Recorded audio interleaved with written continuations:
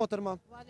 آپ کیا سمجھتی ہیں پاکستان کی جمہوریت کا سب سے بڑا دہشت گرد یہاں آ رہا ہے جس کو روکنے کے لیے پورا لاہور ایسے سیل کیا ہوا ہے؟ میں حیران ہوں، سیاسی تاریخ میں یہ پہلی مرتبہ یہ جو معاملہ ہو رہا ہے، آپ کیا کہیں گے اس پہ؟ بسم اللہ الرحمن الرحیم۔ میں اس کے اوپر یہ کہوں گی کہ پاکستان ایک ڈیموکریٹک اسٹیٹ ہے۔ قائد اعظم محمد علی جناح نے